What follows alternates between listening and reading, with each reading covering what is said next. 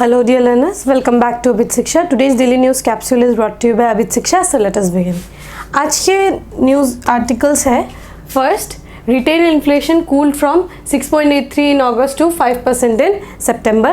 Second, India ranks 111 out of 125 country in Hunger Index. Third, should the 50% legal ceiling on reservation be reconsidered? Fourth, news for today. And the last news for today is IIP rises at 14 months high at 10.3%. ठीक है, आज जो है article उतने extensive नहीं है और important articles जो है उनको कवर कर लेते हैं. ठीक है, फर्स्ट न्यूज़ है retail inflation cooled from 6.83 in August to 5% in September. ठीक है, inflation is nothing but rise in prices. ठीक है, राइज इन प्राइसेस, महंगाई जो बोलते हैं हम उसी को इन्फ्लेशन बोलते हैं. एक लेमैन टर्म में मैंने आपको बताया, इजी टर्म जिसमें आपको समझ आए. ठीक है, inflation is rise in prices. ठीक है, राइज इन प्राइसेस कैसे? लेट्स सपोज अगर 5 रुपये में अगर हम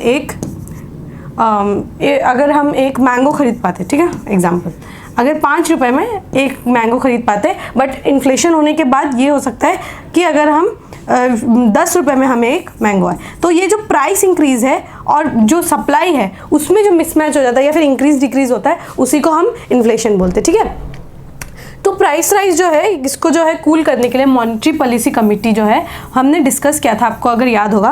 मॉनेटरी पॉलिसी कमेटी जो है उसका गठन किया गया. क्यों किया गया? To control this inflation only. ठीक है, इन्फ्लेशन जो है उसको कंट्रोल करने के लिए ही मॉनेटरी पॉलिसी कमेटी का जो है फॉर्मेशन किया गया. ठीक है, तो हम ये जो है डिजायर्ड जो परसेंटेज है इन्फ्लेशन का वो है 4%. ठीक है, इन्फ्लेशन ना होना मतलब एकदम जैसे 2 या 1% इन्फ्लेशन होना, ये जो है कहीं ना कहीं स्लो डाउन कर देता है इकोनॉमी को. ठीक है, स्लो डाउन दिखाता है.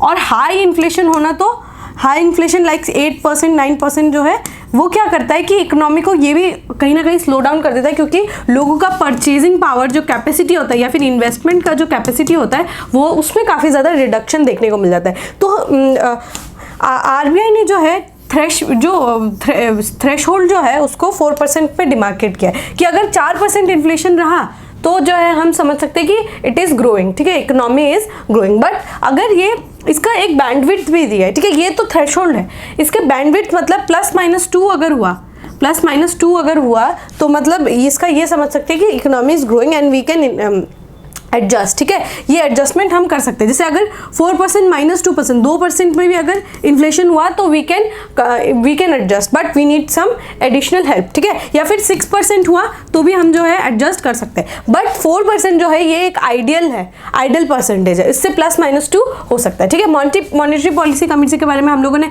एक्सटेंसिवली डिस्कस किया. It is a statutory body है ना. RBI के जो है गवर्नर जो है इसके चेयरपर्सन होते हैं. स्टैट्यूटरी बॉडी है, 3 गवर्नमेंट से आते हैं, 3 RBI से आते हैं. ठीक है, ये सारे जो है हम लोगों ने डिस्कस किया. तो वही है, इसमें रिटेल इन्फ्लेशन जो है इसमें कूल डाउन हुआ. इसमें जो होता है रिटेल इन्फ्लेशन, 2 तरीके के इन्फ्लेशन को जो है काउंट किया जाता है. एक होलसेल लेवल पर, होलसेल, और एक रिटेल लेवल पर. ठीक है, रिटेल लेवल पर, होलसेल लेवल जिसपे जो है जो रिटेलर जो है जिस दाम पे खरीदते हैं उसको हम होलसेल इन्फ्लेशन बोलते हैं. और जो रिटेल जिसे हम कंज्यूमर जो दुकान से जाके खरीदते हैं that is the retail level inflation. ठीक है, और होलसेल जो है होलसेल लेवल इन्फ्लेशन को काउंट करने के लिए कौन सा मैकेनिज्म यूज़ करते हैं? Wholesale price index. ठीक है, और रिटेल लेवल के लिए जो यूज़ किया जाता है उसको हम कंज्यूमर प्राइस इंडेक्स बोला जाता है. ये दोनों इंडेक्सेस है. ठीक है, टू कैलकुलेट इन्फ्लेशन. ठीक है, तो पहले क्या होता था इन 2012 में ये होता था कि जो है होलसेल लेवल पर जो इन्फ्लेशन होता था उसको काउंट किया जाता था एज अ बेस. ठीक है, बेस के लिए जो है पूरे देश के लिए काउंट करने के लिए हम जो है 2012 तक हम जो है WPI को अकाउंट करते थे. बट 2012 के बाद क्या हुआ, हम लोगों ने शिफ्ट किया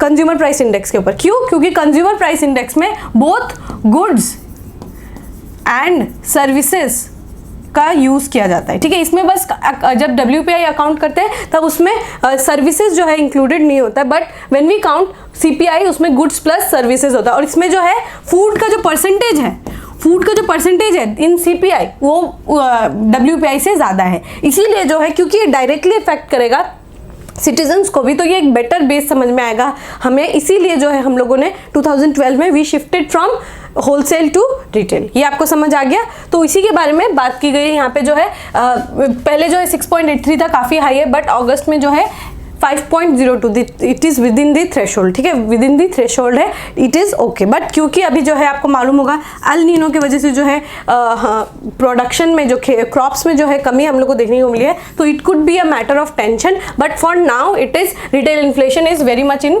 कंट्रोल, ठीक है। रिटेल इन्फ्लेशन के बारे में आपको कुछ और लेकर आई हूँ, यहाँ पे लिख के लेकर आई हूँ।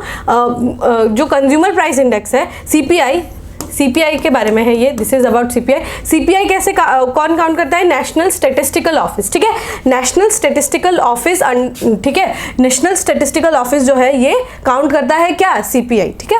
और इसमें जो है क्या क्या है? Price of commodities which included services, please mind में ये रखिएगा, गुड्स एंड सर्विसेज, ठीक है, सर्विसेज, गुड्स एंड सर्विसेज, ठीक है, such as food, medical care, education, electronics etcetera etcetera, ठीक है, ये जो है काउंट किया जाता है, ठीक है।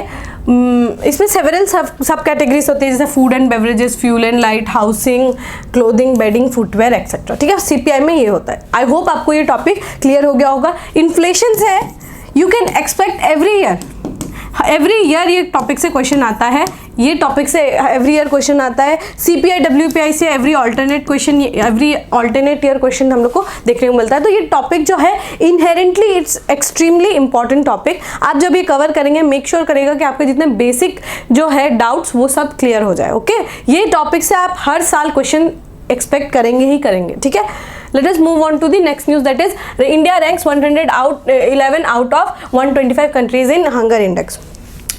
Very important topics if we account prelims का अकाउंट अगर हम ले तो प्रीलिम्स के लिए वेरी इंपॉर्टेंट टॉपिक हो जाता है, extremely important. You have to write down in your notes, this is very important. I will mark it here कि ये बहुत इंपॉर्टेंट टॉपिक है, not only in prelims, prelims के लिए तो एक्सट्रीमली इंपॉर्टेंट है, but you can quote down the data from here, we can quote down it in our answers also, ठीक है, the data we can quote down in our answers also। तो ये extremely important topic हो जाता है, ठीक है। तो India ranks 111 out of 125 countries in hunger index। hunger index क्या है? hunger index में ना 4 इंडिकेटर्स होते हैं, ठीक है। हंगर इंडेक्स जो है पूरे कंट्रीज का, जितने कंट्रीज है उसमें काउंट किया जाता है, तो 125 कंट्रीज जो है उनको काउंट किया जाता है, ठीक है। 125 कंट्रीज में इंडिया का रैंक जो है 111 आया, तो it is very poor, it is very detrimental. पिछले साल जो था हमारा रैंक 107 था, but now it is degraded to 111। So ये कहीं ना कहीं अलार्मिंग इशू है, बट गवर्नमेंट, इंडियन गवर्नमेंट ये बोलती है कि जो ये जो अकाउंट में लेते हैं, डेटा बेस जो लेते हैं, the data which they take is questionable. मतलब जो किस हम जो है, क्योंकि हम इतनी लार्जेस्ट, वर्ल्ड की लार्जेस्ट पब्लिक डिस्ट्रीब्यूशन सिस्टम हम जो है चलाते हैं, और हमारे जो पोषण अभियान जैसे बहुत सारे स्कीम हो गए, मिड डे मील जैसा बहुत सारा स्कीम हो गए, गरीब कल्याण अन्न योजना जैसा है ना, और भी प्रायोरिटी हाउस होल्ड अंत्योदय अन्न योजना, बहुत सारे जो है हम स्कीम्स चलाते हैं। So what is the data base through which they are ranking us, ठीक है। हमें जो है रैंकिंग कीनिया और बोट्सवाना जैसी कंट्रीज जो अफ्रीकन कंट्रीज है उनसे भी हमारा जो है नीचे दिखाया गया। तो वो जो कभी कभी डेटा पे जो है क्वेश्चन मार्क आ जाता है कि किस तरीके के डेटा सैंपल्स जो है वो लेते हैं, ठीक है। इसमें 4 इंडिकेटर्स होते हैं, वेरी इंपॉर्टेंट है। 4 इंडिकेटर्स कौन कौन से हैं? Under nourishment, child wasting, child stunting and child mortality, ठीक है। चाइल्ड अंडर नरिशमेंट मतलब अंडर नरिश्ड है, चाइल्ड वेस्टिंग मतलब जो है वेट नहीं बढ़ता, चाइल्ड स्टंटिंग मतलब उनके हाइट के अनुसार जो है उनका एज के अनुसार जो है उनका हाइट जो है वो कम है due to under nourishment, and child mortality 5 साल से पहले अगर मौत हो जाती है तो उसको चाइल्ड मोर्टेलिटी बोला जाता है, ठीक है। तो इसमें जो है इसको कौन रिलीज करता है, बहुत इंपॉर्टेंट है, बहुत important, please write down, is Concern World life and Wealth Hunger Hilfe, ठीक है। Concern World Wide and Wealth Hunger Hilfe, ठीक है। ये आपको याद रखना है कि ये जो है ये रिलीज करते हैं which index, Global Hunger Index, ठीक है। Global Hunger Index is release by Concern World life and Wealth Hunger Hilfe, ठीक है। ये जो है रिलीज करते हैं, ठीक है। और हमारा जो है रैंकिंग जो है 111 आउट ऑफ 125 कंट्रीज, ठीक है। 4 इंडिकेटर्स इसमें काउंट किए जाते हैं, तो ये आपको याद रखना है, ठीक है, ये आपको याद रखना है। और इस तरीके से क्वेश्चन जो है डायरेक्ट जो है बहुत आ सकता है, ठीक है। और इंडिया का जो कैटेगरी है वो बहुत सीरियस कैटेगरी में उन्होंने पुट किया है इंडिया को, it is in serious category, ठीक है। तो इसका जो है 0 to 100 में इसका इंडिकेटर्स को जो है काउंट किया जाता है, ठीक है, 0 to 100, ठीक है। 0 जिसका 0 है या फिर बिलो 5 है, वो लोग जो है they are in the safe category, मतलब उनका जो है नरिशमेंट मतलब हंगर जो है वो ना के बराबर है, ठीक है, बिलो 5, ठीक है। और अगर जिनका 100 के नज़दीक है उन लोग का जो है मतलब इश्यूज जो है वो ज़्यादा है, ठीक है। मतलब 0 है then you are safe, if you are somewhere around 100 then you are in danger, ठीक है। जो इसमें जो है बेलारूस जो है वो फर्स्ट नंबर पे है, ठीक है, बेलारूस जो है वो फर्स्ट नंबर पे है। They are the most safest country in the context of food, ठीक है। हंगर वहाँ पे बहुत कम है। और ये जो Haiti, Afghanistan and 12 sub Saharan countries are the worst performers, ठीक है। तो ये आपको याद रखना है। Concern World life and Wealth Hunger Hilfe ये बॉडी है जो ग्लोबल हंगर इंडेक्स जो है रिलीज करते हैं, ठीक है। आपको मैंने रेटिंग्स भी समझा दिया कौन सी कंट्रीज फर्स्ट में। इंडिया का नंबर जो है वो दैट इज 111। मैं बार बार इसको रिपीट कर रही हूँ क्योंकि ये क्वेश्चन आने का बहुत ज़्यादा चांसेस होता है, ठीक है। ये इसीलिए मैं आपको 10 बार रिपीट करके आपको याद दिला रही हूँ, ठीक है। Next news it should the 50% legal ceiling on reservation be reconsider, ठीक है। तो इसके बारे में जो हमने काफ़ी एक्सटेंसिवली डिस्कस किया है। This is the news is regarding cast सर्वे, ठीक है। कास्ट सर्वे जो है बिहार में किया गया था कि उसमें हमें पता चले कि किस कैटेगरी के लोग, कितना पॉपुलेशन है उनका। हमें बेटर डेमोग्राफिक समझने के लिए, बेटर डेमोग्राफी समझने के लिए हमने जो है ये कास्ट सर्वे जो है गवर्नमेंट ने इनिशिएट किया, ठीक है। आपको मालूम होगा कि there are sub layers within a caste, there are sub layers, ठीक है। ये समझ लीजिए कोई कास्ट है, कोई भी कास्ट है, उसमें भी कई ज़्यादा जो सब लेयर्स है, ठीक है, बहुत सारे सब लेयर्स है उन्हीं कास्ट में, ठीक है। तो हमें जो है the poorest of the poor को अगर हम लोगों को केटर करना है then we need some data, some kind of data, yes, that this village has this number of this XYZ category का people and they are underserved, then we need to provide them with the good policies or good facilities that they need, ठीक है। तो ये बात हो जाती है cast सर्वे करने की, ठीक है। कास्ट सर्वे का जो इनिशिएशन है इसी बात पे हुआ कि अगर हमें पॉलिसी को पीपल तक पहुंचाना है, पॉलिसी को पीपल तक पहुंचाना है, ठीक है, तो हमें जो है इस तरीके का जो है कोई ना कोई सर्वे करने की बहुत ज़्यादा ज़रूरत है क्योंकि हमें नहीं पता है what is the demography, what is the ground level reality, we need to know, we need to assess, ठीक है। तभी तो है हम उसी अनुसार पॉलिसीज़ बना पाएंगे, राइट ना। तो उसी तरीके से हम जब पॉलिसी बनाएंगे तभी तो हम पीपल को कैटर कर पाएंगे और तभी क्या होगा, सोशल जस्टिस जो है उसी समय हम अचीव कर पाएंगे। And social justice was the dream of our founding fathers.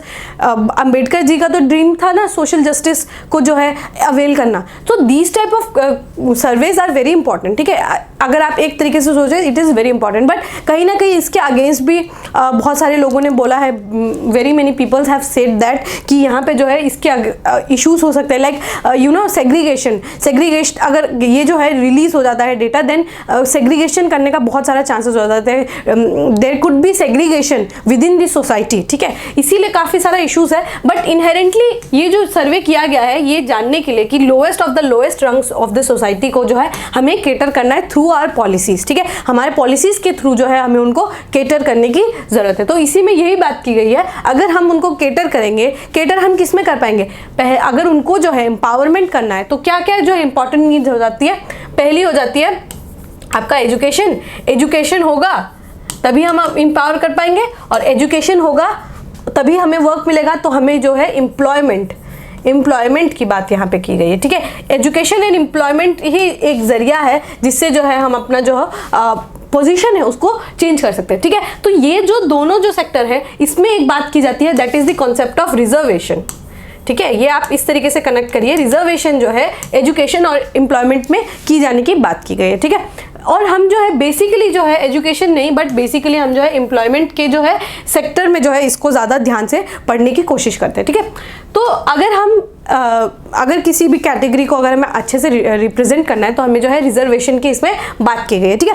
Reservation जो है अगर हम रिजर्व करेंगे, आपको मालूम होगा हमने जो है मंडल कमेटी जो उन्होंने जो उनका वर्डिक्ट आया था तो उसमें 27% जो है ओबीसी के लिए जो है उन लोगों के लिए रिजर्वेशन की बात की गई है, ठीक है।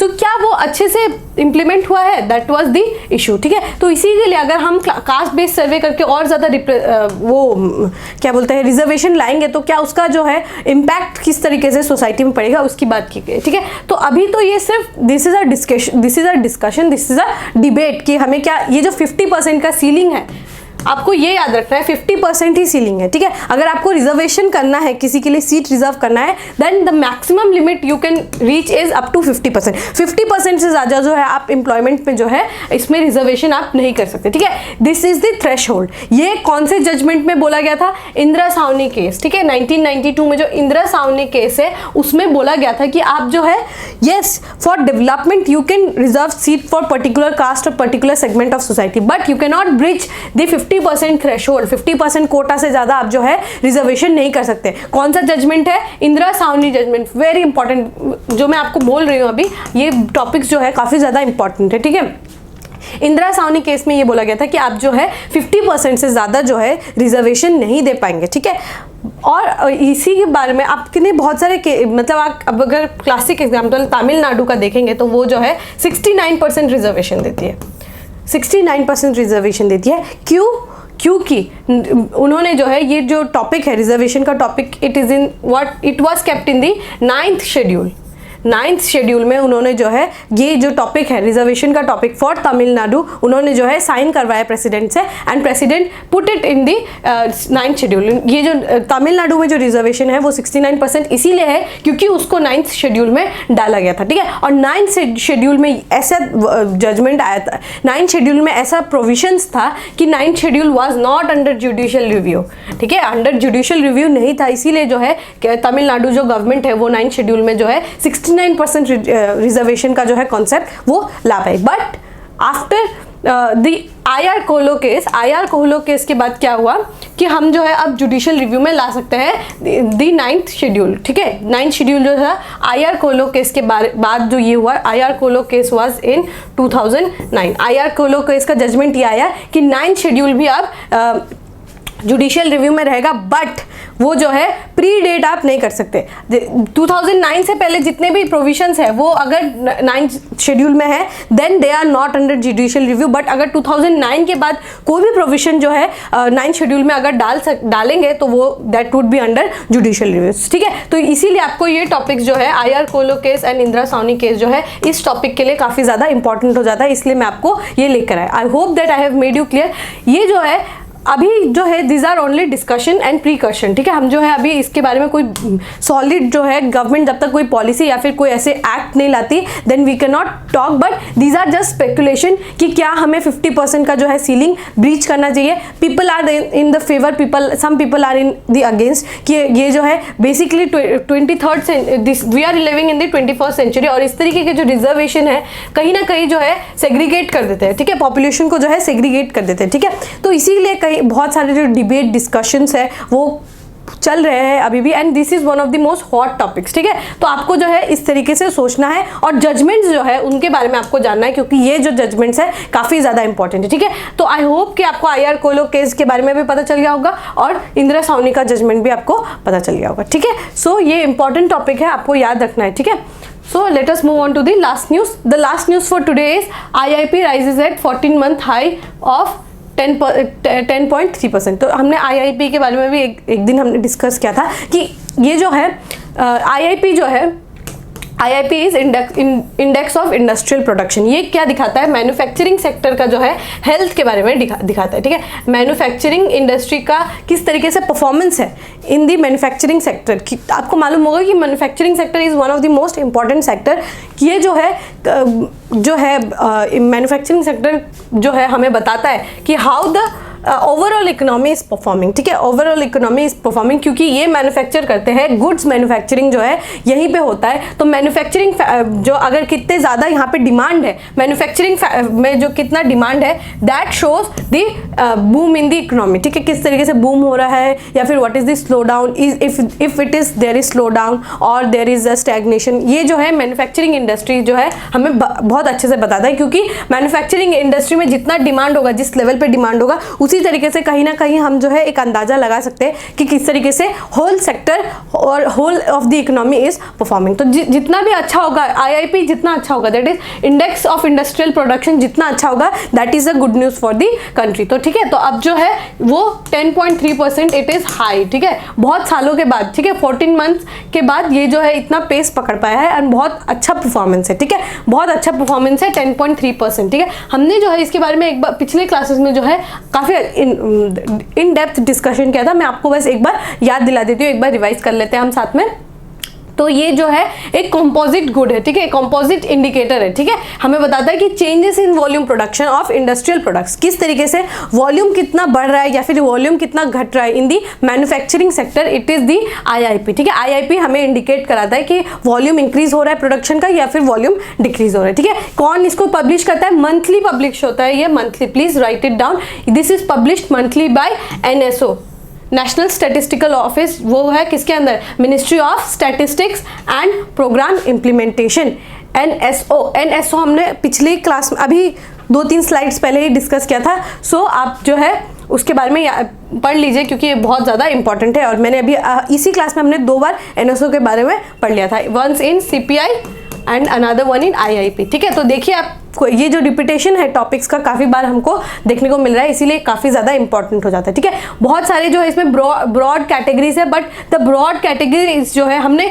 याद, आप इफ़ यू रिमेंबर हम लोगों ने जो है 8 कोर इंडस्ट्रीज़ के बारे में बात किया था, ठीक है, 8 कोर इंडस्ट्रीज़ के बारे में बात किया था। बट जो सेक्टर्स है वो कौन कौन से सेक्टर्स है? माइनिंग, मैन्युफैक्चरिंग एंड इलेक्ट्रिसिटी, ठीक है। हमने 8 कोर सेक्टर्स, इन्हीं सेक्टर्स के में जो है 8 कोर सेक्टर्स जो है काफ़ी ज़्यादा इंपॉर्टेंट हो जाता है, ठीक है। सो बेस ईयर क्या है IIP का? इट इज 2011 एंड 2012, ठीक है। 2011-12 का जो है हम जो है बेस इसको समझ लेके चलते हैं, ठीक है। So I hope that this topic is also clear. So with this we will end our class. अगर आपको डायरेक्ट रिक्रूटमेंट एग्जाम के बारे में जानना है and if you want to prepare, आपको अगर प्रिपेयर करना है और एग्जाम क्लियर करना है, देन हमारा जो एक्सटेंसिव कोर्स है आप उसको ज्वाइन कर सकते हैं with online live sessions, weekly mock test, doubt clearing sessions, entire syllabus का मटेरियल आपको प्रोवाइड करा दिया जाएगा। If you want to join you can use the code PD100 to avail extra benefit, ठीक है, एक डिस्काउंट के लिए you can use the code. So with this we have come to end of today's daily news discussion. I think the number of articles were less, but those articles which we have taken are very important, ठीक है। एक भी article ऐसा नहीं है कि it is less important, but all the topics that we have covered today are very important. आप जो है इस क्लास को एक और बार देख सकते हैं, थरो रिवीजन जो है आप करिए अपने बेसिक, इसमें जो है सारे टॉपिक्स जो है ऑलमोस्ट बेसिक थे, एक टॉपिक को छोड़ के, that was the hunger index, वो जो डायनेमिक टॉपिक था। बट CPI और जो जितने भी टॉपिक्स हमने कवर किए, these are the static topics, ठीक है। स्टैटिक टॉपिक्स को आपको अच्छे से क्लियर करना है, बेस को जो है स्ट्रॉन्ग करना है, ठीक है। So with this we will end today's class. Hope that you have like this class. If you want to write something you can write in the comment section and let me know. Till then, take care, study hard, and we will meet tomorrow. Thank you.